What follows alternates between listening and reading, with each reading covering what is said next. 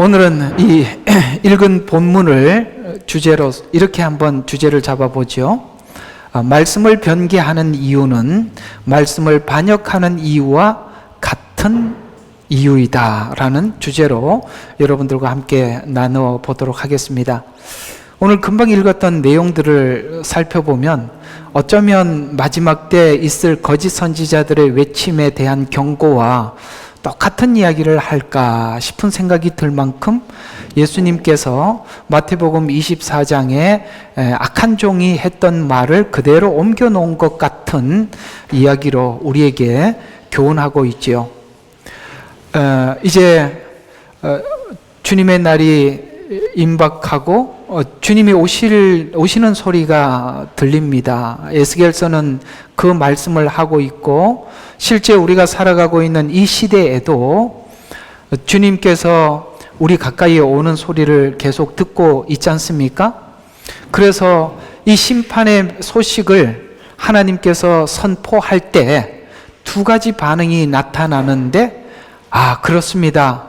오늘 여기 본문에 보면은 주 여호와 하나님이 말하노라 이렇게 말씀하셔서 주 하나님이 말씀하신다라고 이렇게 말씀하셔서 하나님께서 예언하신 말씀이 이루어질 것이다 라고 생각하고 있는, 믿고 있는 사람들이 한 부류가 있고, 또 구원의 하나님은, 우리를 사랑하시는 그 하나님은 결코 우리를 심판하시지는 않으십니다 라고 이렇게 이해하고 있는, 또 사실은 그렇게 이해하고 싶어하는 무리들이 있지요.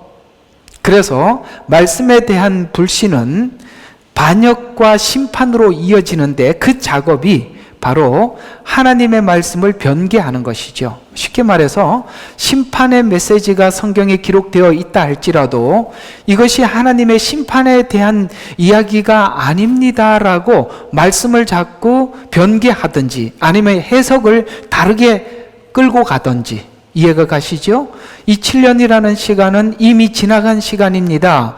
천년 왕국은 지금 현재 현천년주의, 그걸 보고 무천년주의라고 표현하는데, 무천년주의는 지금 우리가 쓰는 일반적인 언어로 바꾸면 현천년주의가 되는데, 현천년주의라는 말은 지금이 천년왕국이라는 거예요. 그러면 지금이 천년왕국이면 7년 지나간 시간이 되지 않겠습니까? 쉽게 말해서 성경을 변개하든지 해석을 바꾸든지 이렇게 한다는 거예요. 오늘 그 이야기예요.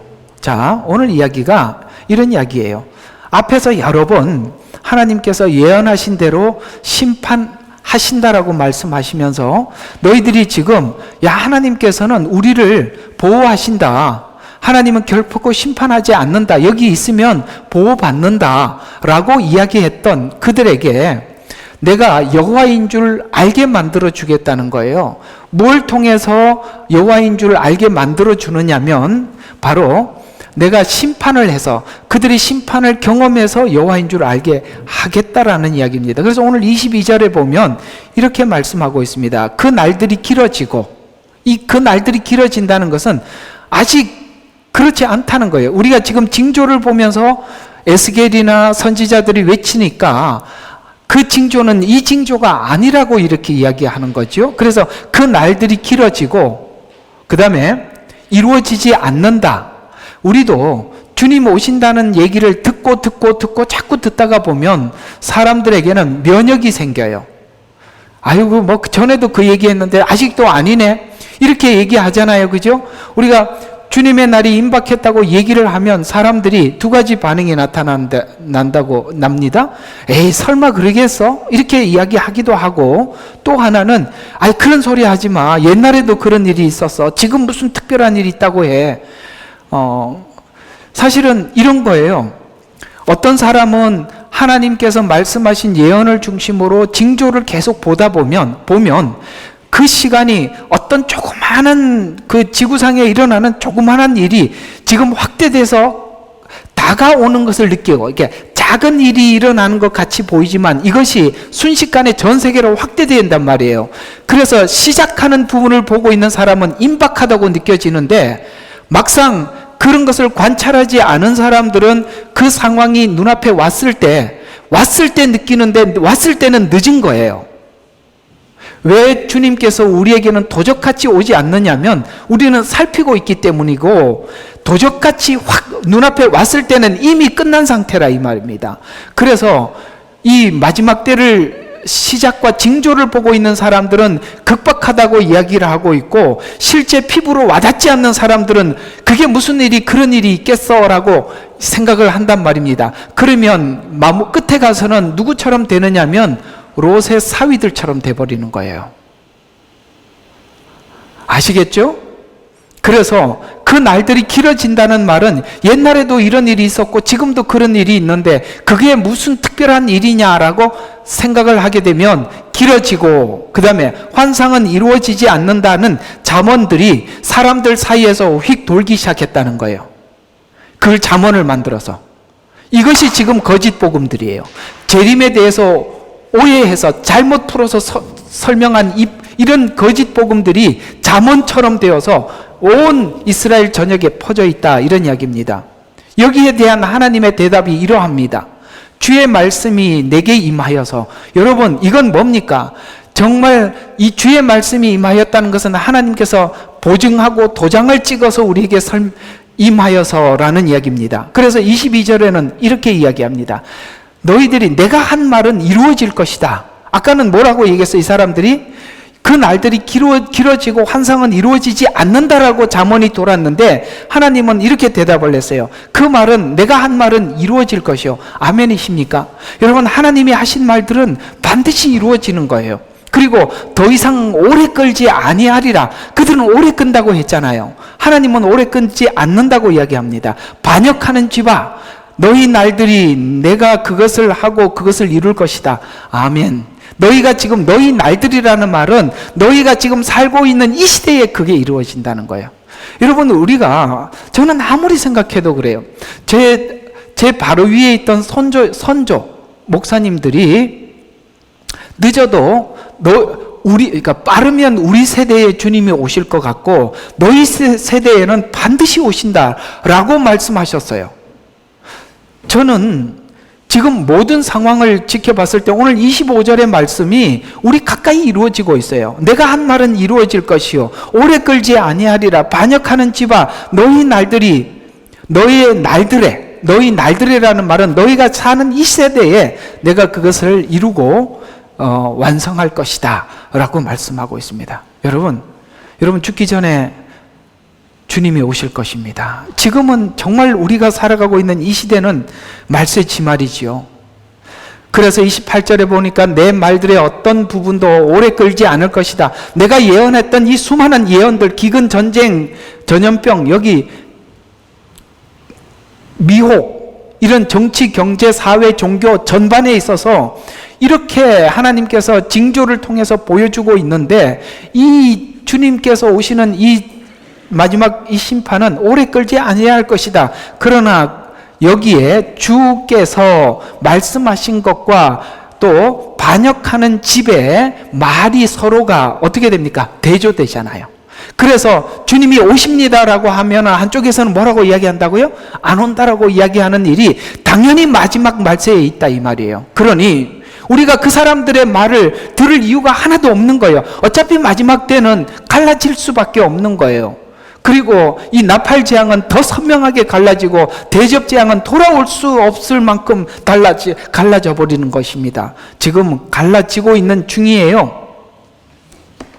이 일을 계획하시고 진행하시는 분은 여호와, 중요합니다. 성경은 처음에 여호와로라 인자가 많고 자비롭고 은혜가 풍성하신 하나님이라는 말을 할 때 하나님께서는 다른 말을 쓰지 않고 딱 여호와라는 이름을 딱 붙여서 여호와로라라고 이야기했습니다.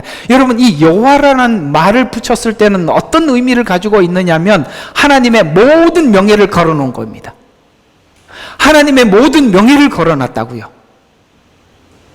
그래서 여호와라는 말의 뜻이 뭐냐면은 주라는 말, 여호와라는 단서를 붙여놓고 이런 말, 귀에 다 꼽아 우리 주일학교 어린이들.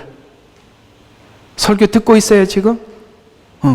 자, 여호와라는 이 단어를 붙여놨을 때는 창조하시고 창조를 다스리기 위해서 그것을 기획하시고 이루시는 분이라는 단어가 여호와라는 말 속에 다 함축되어 있단 말이에요. 창조하시고 그것을 기획하시고 완성하시고라는 말이 다 붙어 있단 말이에요. 그래서 전지전능이라는 단어가 여호와라는 말 가장 가까운 곳에 붙어 있는 거예요. 전지전능하신 하나님.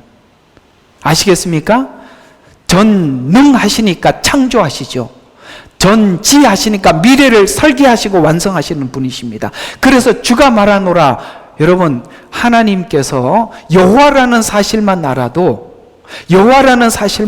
우리는 결코 이런 말들이 빈말이 아니라는 걸 알게 되는데, 우리가 하나님께서 심판하신다는 말을 거역하는 이유는 하나님 자체를 우리가 너무나도 가볍게 여기고 하찮게 여기는 것입니다. 여호와라는 사실을 잊어버리게 되면 그렇게 되는 거예요. 따라서 아브라함과 이삭과 야곱에게 말씀하시고 말씀하신 대로 역사하신다는 뜻입니다.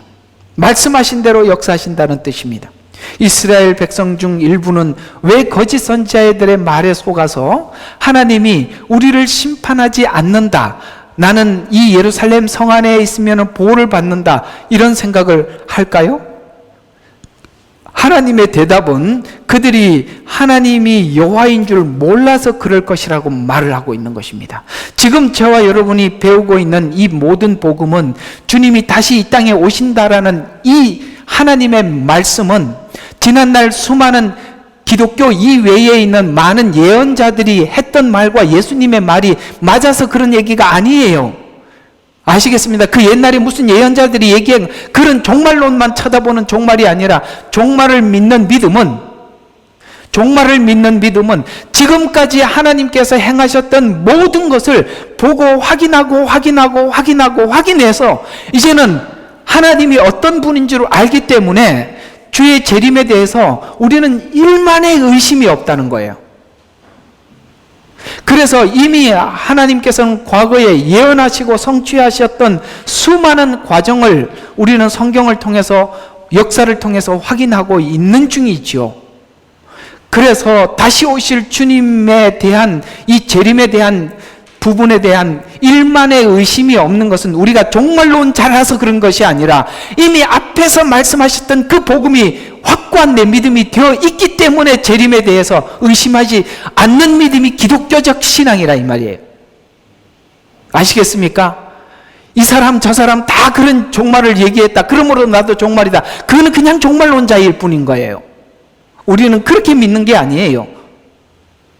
그래서 여호와인 줄 몰라서 그렇게 그들이 말을 한다라고 이야기를 하면서, 그래서 심판을 통해서 여호와임을 알릴 것이다 라고 말씀하고 있어요. 심판이 임박했는데 심판을 인지하지 못하는 것, 심판을 하더라도 예루살렘 성 안에 있기만 하면 보호받는다는 것, 이 모든 헛된 잘못된 이해가 바로 하나님께서 여호와인 줄 몰라서 그러는 것입니다.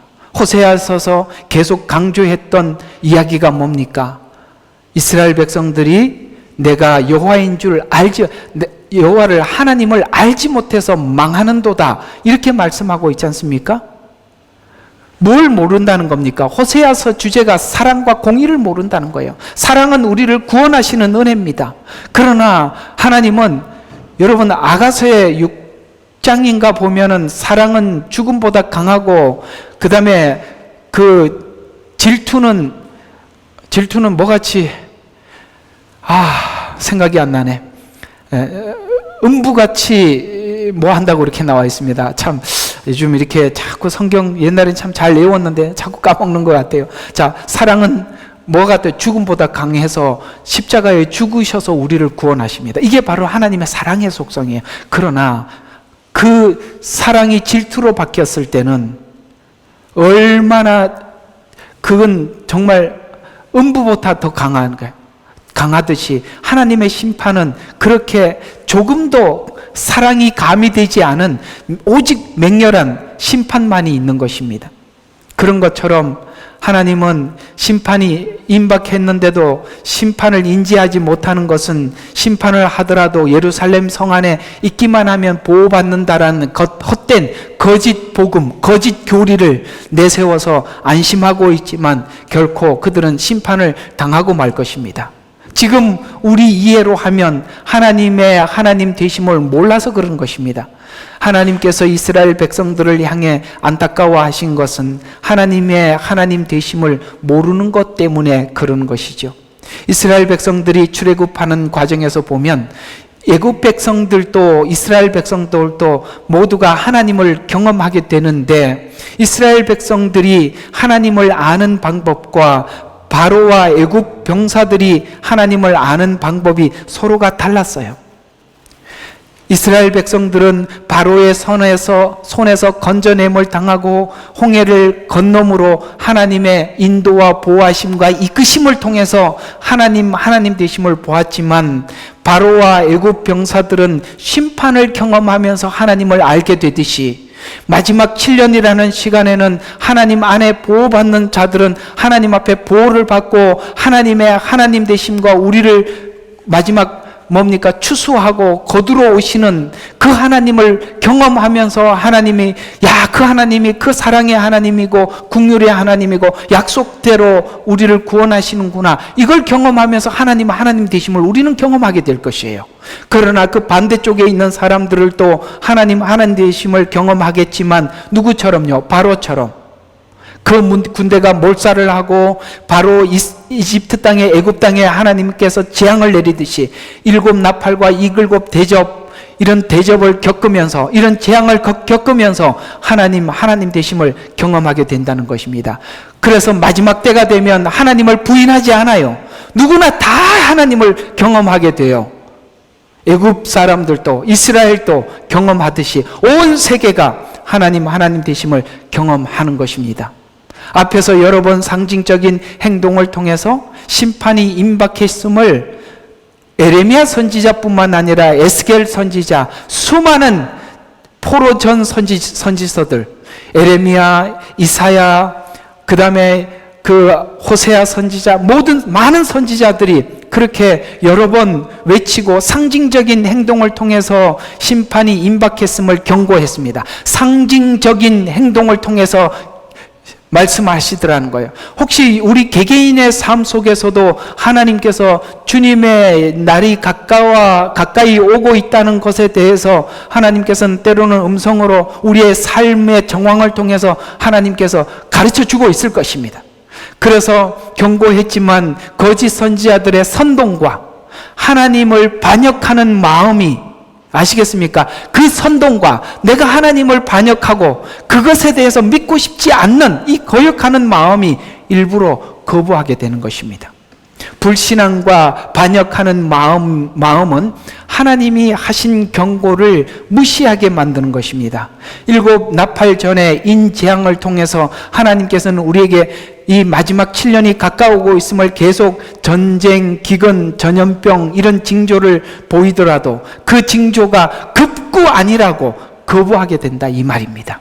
지금 우리가 지나간 이 상황들, 전염병이라는 이 상황들도 실제 자기들이 겪고 있으면서도 말을 해도 믿으려고 하질 않아요. 그건 이미 마음속 깊은 곳에 하나님을 거부하는 마음이 그렇게 하는 것이에요. 성경을 거부하고 성경대로 믿지 않으려고 하는 거예요. 우리는 모두가 성경대로 믿는 사람들이지.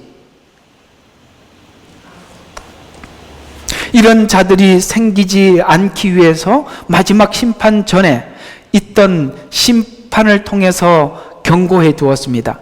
베드로후서 3장 4절과 6절에 보면 이렇게 우리에게 잘 권면해 주고 있어요. 말하기를 그가 온다는 소식이 어디 있느냐? 사람들이 그렇게 이야기해요. 그분이 오신다는 얘기가 어디 있느냐? 조상들이 잠든 이래로 만물은 창조로부터 그대로 있다. 그 얘기예요. 사람들한테 얘기해 보면 그렇게 얘기를 하는 거예요. 뭐가 변한 게 있는데? 그런데요, 그 뒤에 이야기를 계속 봐요. 이렇게 이야기를 해요. 이는 그들이 그렇게 말하는 것은 뭐라고요? 고의로 잊으려 함이라. 성경에 주님 다시 오신다는 이 말에 대해서 고의로 거부하고 싶은 마음 때문에 뭐 변한 게 있어, 라고 이야기하는 깊은 마음속에는 뭐라고요? 고의로 잊으려 함이라. 즉 하나님의 말씀에 의해 하늘들이 옛적부터 있다는 것과 땅도 물에서 나왔고 물 안에 있었다는 것이라. 이로써 이전에 있던 세상은 물이 범람하여 멸망하였느니라. 노아 홍수처럼 마지막 날에도 이 노아 홍수 때 하나님께서 심판하신 것처럼 마지막 때도 하나님은 불을 준비해 놨대요. 그때는 물을 준비해 놨지만 베드로후서 3장 7절에 보면 그러나 현재 있는 하늘들과 땅은 그 동일한 말씀으로 보존되어 있대요. 그대로 보존하고 있는데 경건치 아니하는 자들과 심판과 멸망의 날에 불사르려고 준비해 놓은 거래요. 저게. 그래 보면은 여러분 그 나팔재앙과 그 대접재앙을 보면은 수목이 불이 타고 아시죠?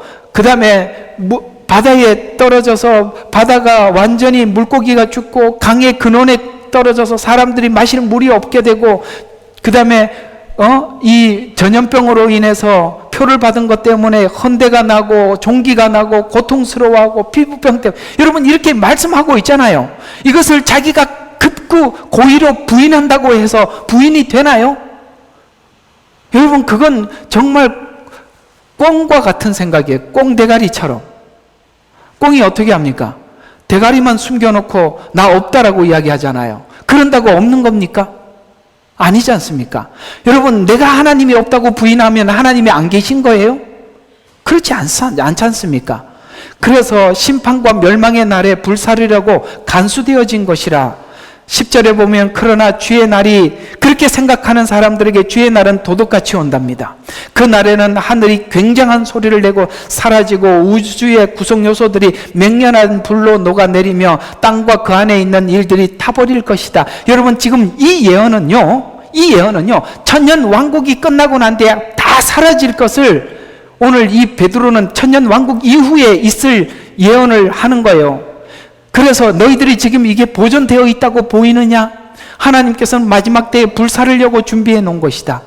그리고 천년 왕국이 끝나면 모든 것이 다 떠나가고 하늘과 하나님의 창조는 다 사라지게 될 것이고 새하늘과 천국과 지옥으로 영원히 나누어져 도저히 서로가 서로에게 건너가지도 건너올 수도 없는 완전히 하나님이 분리시켜버리고 말 것이다. 이렇게 말씀하고 있는 것이지 않습니까? 여러분 이것이 보존되어 있는 것이 아니라 천년 왕국이 도래할 날을 피조물도 기다리고 있어요. 그러나 이 자연계는 천년이 끝나면서 모든 것이 막을 내리는 것입니다. 그래서 맹렬한 불로 녹아내리며 땅과 그 안에 있는 일들이 타버릴 것이라.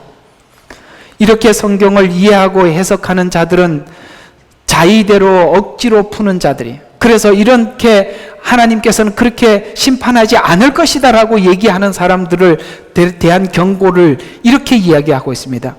16절에 보면 모든 편지에도 이런 것에 관하여 말하고 있으니, 모든 편지는 뭘까요? 지금 여기 베드로가 쓴 서신이니까 구약에 있는 서신을 이야기하는 것입니다. 그래서 모든 편지에도 이런 것에 관해서 말하였으니 그 가운데 깨닫기 어려운 것이 덜어 있어서 무식한 자들과, 이게 뭡니까? 성경 전체에 대한 무지, 확실하지 않는 믿음, 이런 사람들이, 확실하게 그걸 믿지 않는 사람들이 어떻게 한다고요? 견고하지 못한 자들이 다른 성경처럼 억지로 풀다가 스스로 멸망해 가더라는 거예요. 왜 억지로 풀려고 그래요? 성경은 이렇게 생각하셔야 돼요. 성경은 하나님께서 말씀하신 것을 그대로 내가 받는 것이지 성경을 내가 짜집게 하는 게 아니에요. 아시겠습니까? 성경을 짜집게 하는 게예요. 그래서 여러분들이 학자들의 말에 속아서는 안 되는 거예요. 학자들은 자기가 밥 빌어먹고 살기 위해서 자꾸 칼빈 주인이, 무슨 알미니안 주인이, 예정론이니, 학문이에요. 그건 학문을 가지고 성경을 풀지 말라 이 말입니다. 왜 그러냐면 견고하지 못한 자들이 억지로 풀다가 스스로 멸망해 가는 거예요. 우리가 학을 가지고 성경을 보는 게 아니라 성경을 통해서 우리가 그냥 믿을 뿐이에요. 그래서 성경이 아니라 그러면 그 자리에서 나는 지금까지 이렇게 생각을 했다가 아니라 그러면 그냥 돌아서는 거예요. 거기서 왜 머뭇머뭇하느냐 이 말이에요. 왜 그렇게 자꾸 억지로 풀 마음이 생긴다고요? 믿지 않고 싶기 때문에 그러는 거예요. 공감하시면 아멘 하십시오. 맞잖아요. 그래서 엉뚱하게 푸는 거 맞잖아요. 그러므로 사랑하는 자들아, 우리 보고 권면한 거예요. 사랑하는 너희들에게, 그 사람들처럼 그렇게 하지 않는 우리들에게, 너희가 이런 것을 미리 알았으니 악한 자들의 미혹에 끌려 반역하는 자들이죠. 자신의 견고한 입장에서 내가 지금 하나님을 믿는, 말씀대로 믿는 믿음에서 떨어지지 않도록 주의해라. 그런 잡스러운 이야기 듣지도 마라. 아시겠습니까? 엉뚱한 사람들의 이야기로 나는 저 사람 얘기하는 거 듣고 싶어, 믿고 싶어, 그러지 말라 이 말이에요. 예. 누구 이야기가 옳은 이야기가 어디 있습니까? 그저 저도 여러분들에게 하는 것은 그냥 성경 이야기를 전달해 주는 것뿐이에요.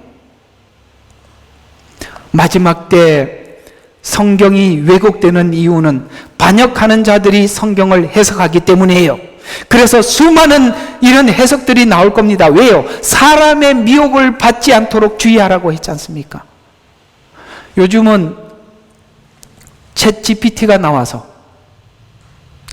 목사님들이 설교를 준비해 놓고 이 말이 매끄럽지 않으니까 챗 GPT한테 다시 정리를 해달라고, 그래서 쭉 읽어보면 너무 말이 매끄러워.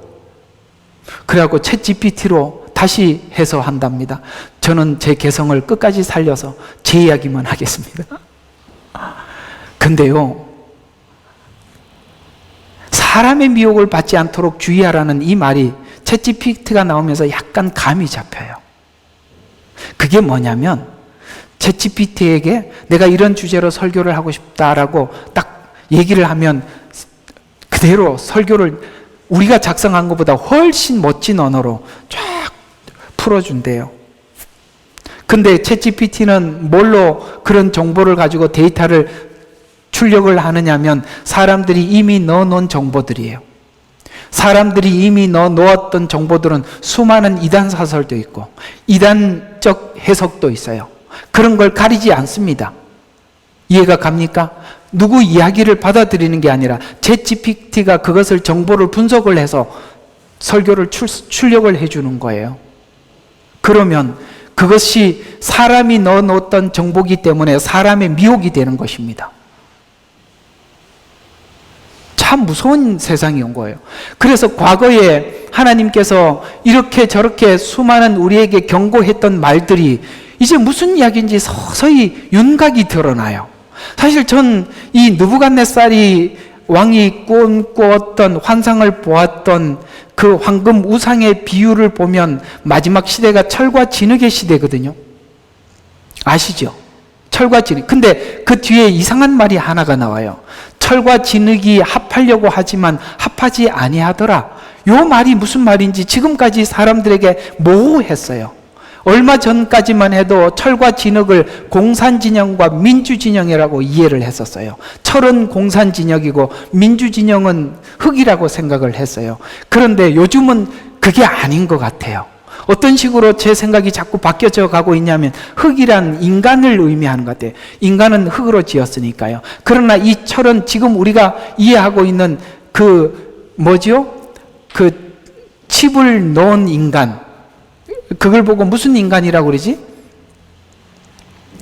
예. 그 사람들에게 이제 칩을 집어넣어서 공부를 할 필요도 없이 그걸 보고 무슨 인간이라고 그래요? 예? 트랜스휴먼. 예. 예. 그런 것 같아요. 그 둘이 합하려고 하지만 합하지 아니하더라라는 말을 지금 그런 쪽에서 좀 관찰을 해보고 있어요. 이건 공산진영과 민주진영의 이야기가 아닌 것 같아요. 왜 그때는, 전에는 그렇게 얘기했냐면 그거밖에 없었으니까. 컴퓨터가 없었잖아요. 컴퓨터의 발전을 보면 그것도 하나의 철이지 않습니까? 그래서 이 이야기가, 그래서 트랜스 휴먼을 만들려고 하지만 주님은 트랜스 휴먼을 구원하기 위해서 십자가에 죽은 건 아니거든요. 맞잖아요. 우리 같은 인간을 위해서 죽으셨지. 그 트랜스 휴먼은 더 이상 구원할 이유가 없는 거예요. 그래서 마지막 때 성경이 왜곡되는 이유는 반역하는 자들이 성경을 해석하고 있기 때문입니다. 성경 해석을 지금 챗GPT가 열심히 하고 있어요. 이들은 무식한 자들이고 견고하지 못한 자들이어서 억지로 풀면서 스스로 멸망해가는 거예요. 그 얘기 듣고 안심하고 있다가. 요즘은 사람 이야기는 잘 안 들으려고 그래요. 왜냐하면 사람들은 주관적이거든요. 챗GPT는 매우 객관적이라고 생각을 하기 때문에 사람들은 컴퓨터 말을 신뢰합니다. 그런데 컴퓨터에다가 그런 작업을 해둔 겁니다. 이들은 예루살렘 성이 안전하다. 하나님은 심판하는 속성을 가진 분이 아니다.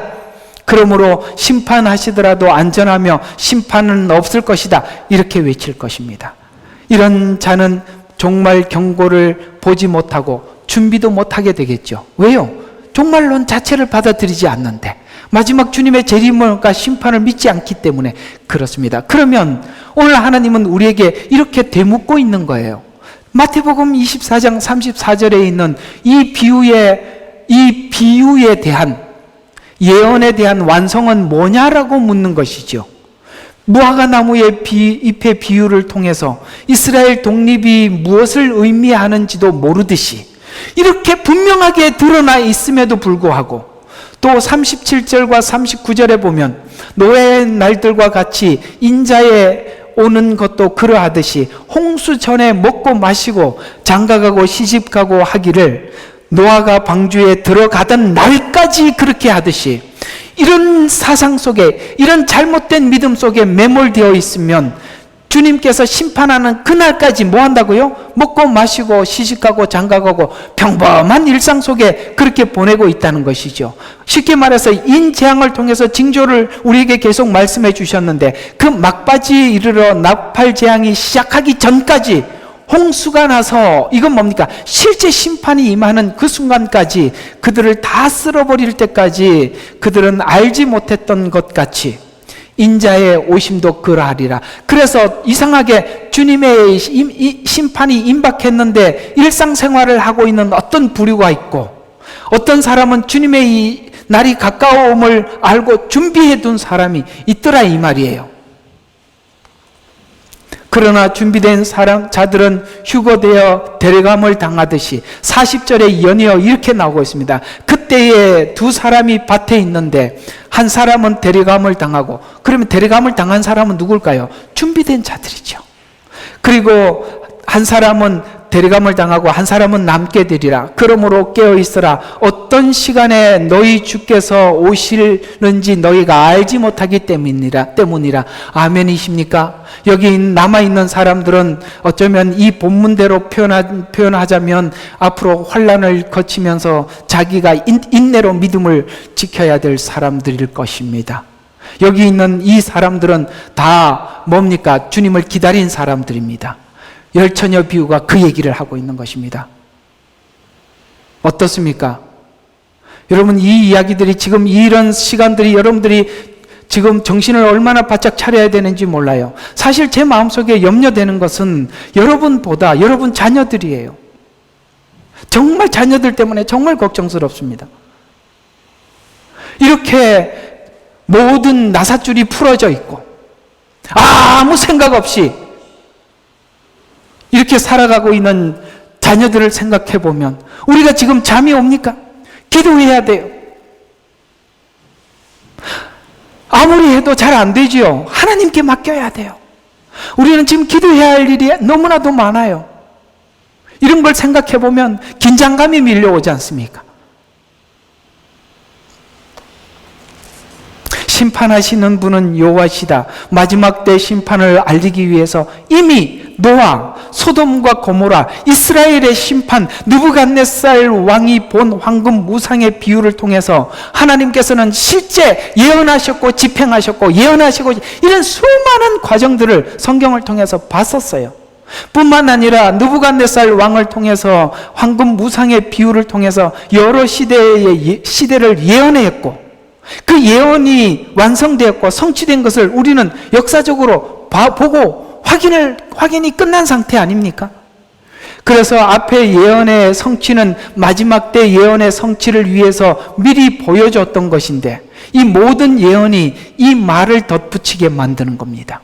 마태복음 24장 23절과 35절에 보면 아까 다시 그 이야기, 무화과 나무의 그 비유에 그 가지가 연해지고 잎이 나면 여름이 가까운 줄 아나니 1948년도 이스라엘의 독립은 정말 이 모든 징조의 가장 중심에 있는 징조입니다. 그런데 여러분 그 성경 사본이 발견된 시기가 언제인지 아십니까? 1947년이에요. 1년 차이에요. 하나님께서는 이 마지막 때 우리 모든 자들에게 이 복음이 진실이고 이 복음이 사실임을 알게 해주기 위해서 성경 사본을 1947년도에 그 목동을 통해서 발견하게 해서 온 세상에 개방하게 하고 48년도에 이스라엘이 독립하고 돌아가게 함으로 인해서 드디어 그때부터 하나님의 말씀이 실제적으로 살아있고 움직이게 만들어 주신 것입니다. 이와 같이 너희도 이 모든 것을 보면 이게 중심이라는 거야. 이걸 보면 그 일이 가까이 문 앞에 이른 줄 알라. 정말 중요한 예언이란 말이에요. 진실로 내가 너희에게 말하노니 이 시대가 지나가기 전에 이 모든 일이 이루어지리라.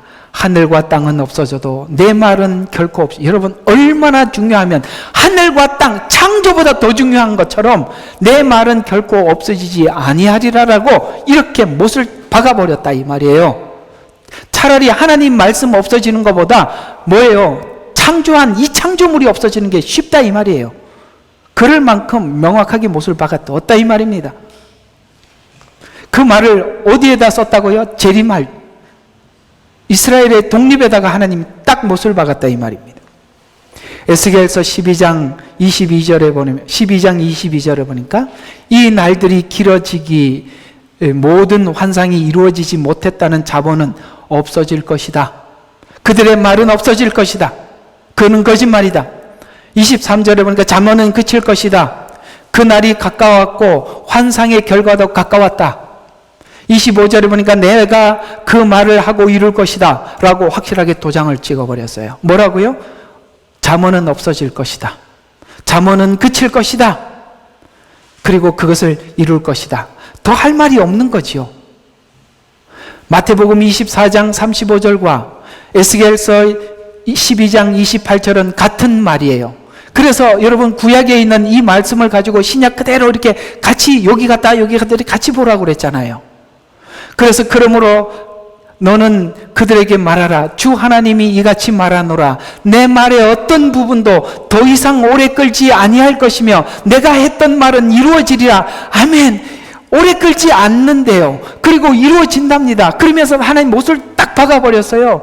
주 하나님이 말하노라. 더 할 말이 없어요. 네? 여기 더 이상 아무것도 붙일 게 없는 겁니다.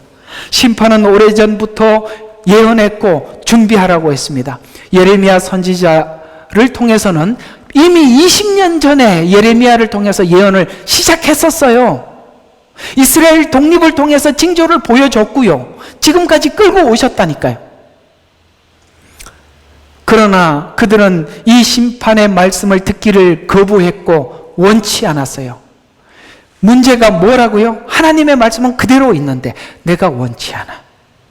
다음 주에 원치 않은 사람들에게 하나님이 어떻게 접근을 하는지 들어보면 소스라치게 놀랄걸요? 원치 않는 사람들에게요, 거짓 선지자들을 딱 갖다 붙여서 그걸 믿게 만들어버린대요. 나 소름이 돋았어요. 그걸 보고. 안 믿으려고 하는 사람들에게는 거짓 선지자들의 말을 믿게 만들어버린대요. 믿으려고 하는 사람들은 참 선지자의 말을 믿게 만든대요.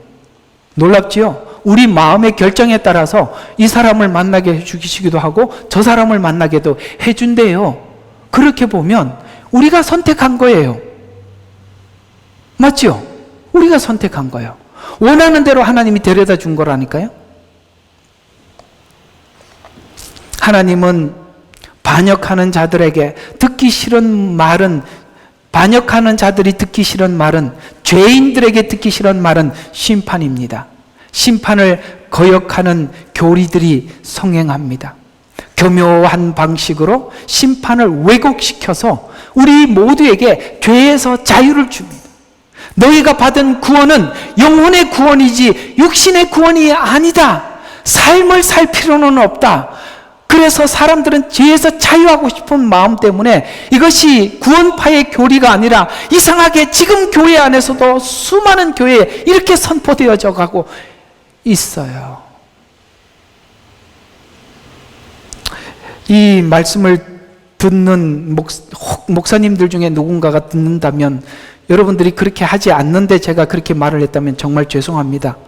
그러나 성경은 죄에 대한 신랄한 지적과 하나님 앞에 회개에 대한 강력한 촉구를 설교자는 해야 되지 않겠습니까? 사람들이 듣기 싫다고 안 하면 이건 직무유기지요. 하나님의 종으로서 자격이 없는 거죠. 우리는 할 말은 해야 되는 것입니다. 복음이 말한 대로 선포해야 되는 것입니다. 교묘하게 심판을 왜곡시켜서 죄에게 자유를 주는 이런 메시지들. 우리는 스스로 자신이 죄인인 것과 죄인은 심판을 받는다는 이 성경의 말씀을 왜곡해서는 안 되는 것입니다. 왜곡하는 순간 내 마음속에 갈등이 생기기 시작하죠. 성경을 바꾸고 변개하기 시작하고 변개한 말씀을 따라가게 되는 것입니다. 여러분 지금은 놀랍게도 성경은 자꾸 현 시대의 국민들이 사람들이 언어가 많이 변했기 때문에 쉬운 성경 또 무슨 성경 이렇게 해서 계속 성경이 나오는데 잘 보면 너무나도 원래 성경하고 자꾸 멀어져 가고 있다는 걸 알고 계시나요? 중국 교회도 중국 나라에 맞는 성경을 만들었답니다. 그걸 전 세계에 널리 보급하겠답니다. 참 지금 우리가 가지고 있는 이 성경책도 너무나도 많이 변개되었고 교리도 변개되고 신학도 변질되고 그러니 제가 또 한 번 권해드립니다만 그냥 성경 읽으세요. 아셨어요? 여기저기 여러분들 그냥 성경 읽으면 하나님이 알게 해주셔요. 그냥 보면 이렇게 이게 이 말이 이렇게 되는구나 하고 알게 돼요. 근데 왜 자꾸 자기는 성경 연구는 하기 싫고 남의 얘기 해주는 걸 먹으려고 하다 보니까 아무래도 사람들이 말을 하면 자기 주관이 들어갈 수밖에 없어요. 그래서 참 이 주관을 빼고 설교하는 게 굉장히 쉽지 않아요. 변개한 말씀을 따라가게 되는 것입니다. 22절의 거짓된 주장, 잠언은 속담이라고 했습니다. 아예 이 말을 믿고 있는 자들이 있습니다. 이 말은 대중이 그렇게 외치고 있다는 말입니다. 그리고 아예 이 속담에 젖어 있는 사람들이 있습니다. 교리, 신학, 대중의 외침 이런 것으로 위안을 삼지 말아야 하는 것입니다. 진리가 되기 위해서는 진리는 본성적으로 변함이 없어야 돼요. 진리의 조건이 있어요. 진리는 변함이 없어야 진리입니다. 예수님은 이렇게 말씀하셨어요. 나는 길이요 진리요 생명이니. 거기에 예수님의 속성이 진리라고 말씀하셨습니다. 그래서 이 진리는 변함이 없어야 돼요. 한번 말한 것이 나중에 바뀌어서는 안 되는 것이에요. 그래서 진리는 본성적으로 변함이 없습니다. 27절에는 또 다른 무리들이 있습니다. 그들은 그가 보는 이상은 여러 날 후에 있을 것이다 라고 외치는 무리들이거든요. 이들은 22절과 같이 예언은 이루어지지 않을 것이다라는 아닐 것이다는 아니지만 예언은 이루어질 것이지만 지금은 아니고 훗날이다 이렇게 외치는 사람들도 있대요. 그래서 여러분 마태복음 24장 후반부에 보면은 악한 종들이 뭐라고 이야기합니까? 더디 있을 것이다 라고 말을 했다라고 성경은 말씀하고 있지 않습니까? 누구는 심판이 없다라고 이야기하기도 하고 누구는 심판이 훗날 있을 것이다, 누구는 심판자가 눈앞에 섰다 이렇게 외치게 되는데 여러분은 어떻게 생각하십니까? 없답니까? 훗날 있을 것이다랍니까? 아니면 눈앞에 있다는 것입니까? 깨어있다는 말은 구원의 계획을 십자가에서 재림까지 살피는 간절함이 있는 신랑을 기다리는 신부들이 살피는 거예요. 신부들이 정혼을 하고 떠난 신랑이 오기를 얼마나 학수고대하고 기다리겠어요. 신부가 되면 시대를 분별할 줄 알고 준비할 줄 아는 거예요. 저는 이 아가서 설교를 한번 하기는 했지만 제가 마음속에 항상 아가서는 마음쪽 한쪽 구석에 아유 내가 이게 뭔가 충분하지 못한 게 있다 이런 생각이 늘 들어요. 왜 그런 생각이 드는가 했더니 제가 여자가 아니라서 그런가 봐요. 신부들은 신부의 영성은 여성분들이 더 잘하는 것 같아요. 이 신부의 영성 참 남자들은 갖기가 쉽지는 않지만 신부의 영성이 뭘까요? 자, 신부의 영성 어차피 이야기가 나왔으니까 신부의 영성이 뭔지 한번 잠깐 보고 지나가 봅시다. 창세기입니다. 신부의 영성에 대해서 얼핏 지나가서 한번 그는 사모하고 그 다음에 그녀는 너를 다스릴 것이니라. 예, 3장 16절이네요. 자, 이게 신부의 영성이에요. 한번 잘 보십시다. 여자에게 말씀하시기를 내가 너의 고통과 너의 임신을 크게 늘리리니 내가 고통 가운데 자식을 낳을 것이요 너의 바람은 내 남편이 있을 것이라 남편은 너를 주관할 것이다. 이렇게 킹제임스는 나와 있지만 남편을 사모하고 남편이 너를 다스리는 거 이게 신부의 영성이거든요. 다스림을 받는 거. 예수 그리스도의 성령님의 다스림을 받는 게 이게 바로 신부의 영성이고 주님이 나를 주관해 주시는 그 주관대로 내가 살아가는 것이 신부의 영성이에요. 신부가 되면 신랑을 사모하게 되고 그분의 다스림을 받게 되고 그 주님이 언제 오실까 기다리게 됩니다. 통상 이스라엘은 신부와 신랑이 정혼을 하고 나면 약 1년 전후해서 신부를 데리러 온답니다. 그러면 신부도 느끼지요. 여러분, 신부가 지금 친정집에 살고 있지만 이 집이 자기 집은 아니잖아요. 신부에게는. 신랑의 집이 자기 집이잖아요. 그리고 이 집은 떠나갈 집이고 이곳에 가서 살아야 되니까 신부는 지금 뭘 할까요? 신부 집의 문화를 배우고 신랑 집의 문화를 배우고 신랑이 아버지가 어떤 분인지 공부를 하고 준비하지 않겠어요? 여러분, 우리가 십자가에서 우리를 대속해서 죽으신 주님이 우리를 구원하시고 약속하시고 가셨어요. 그럼 다시 오신다고 약속하고 가셨으니까 다시 오실 거는 분명하지요. 그러면 우리 모두는 당연히 주님의 오실 날을 기다리는 것이 정상 아니겠습니까? 우리가 신부가 아니기 때문에 그걸 안 기다리고 있는 것 아니겠어요?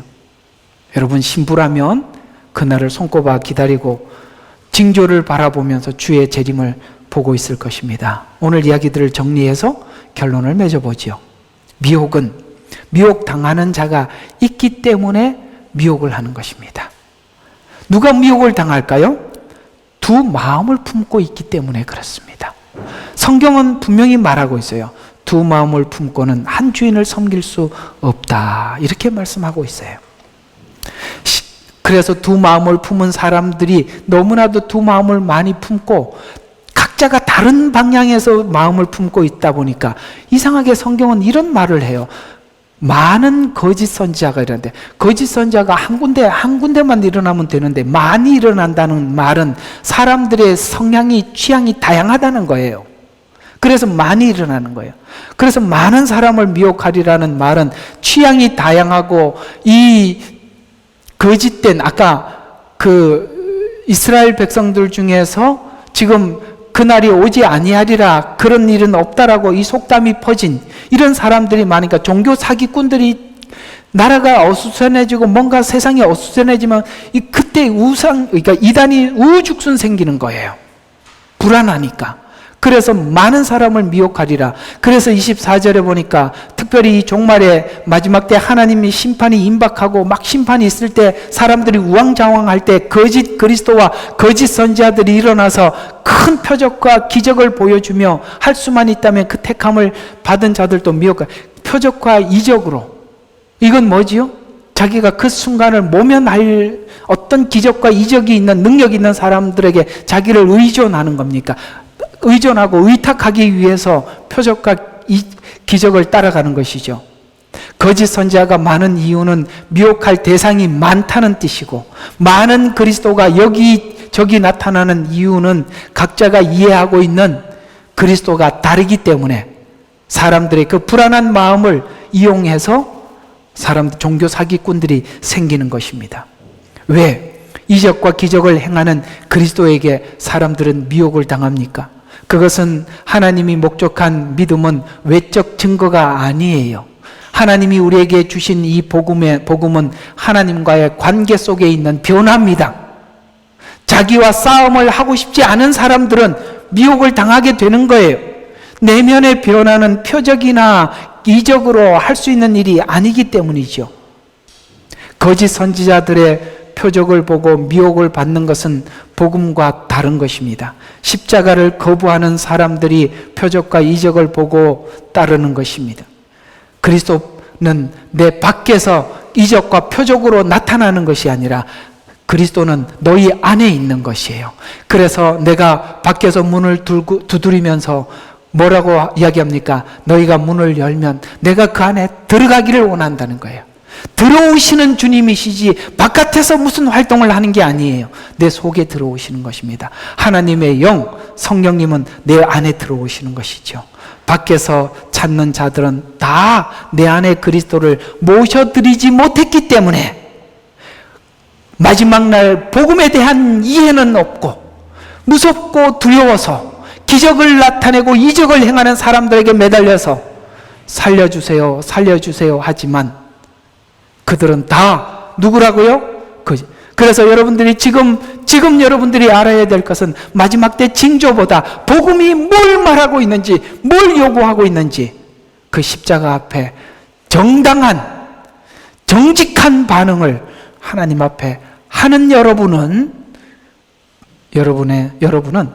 주님의 신부된 자들입니다. 기도하겠습니다. 하나님 아버지, 오늘은 에스겔서를 통해서 12장을 통해서 주님의 심판이 임박했다고 외칠 때 사람들은 잠언을 만들어서 그런 일은 없다 이렇게 외치는 그 외침 속에 너무나도 많은 무리들이 함몰되어 있습니다. 마지막 때 소식이 전해지면 그런 일은 없을 거야 라는 여러 가지 학문을 통해서 여러 가지 이론을 통해서 저들을 안심시키려고 하나 그것은 다 거짓된 복음이라고 거짓 선지자들이 만들어낸 꾸며낸 이야기라고 우리에게 권면해주고 있음에 감사합니다. 우리는 하나님의 말씀 앞에 정직하게 아멘하고 반응하는 하나님의 귀한 신부들이 되게 축복하여 주시옵소서. 예수님 이름으로 감사하며 기도드렸습니다. 아멘.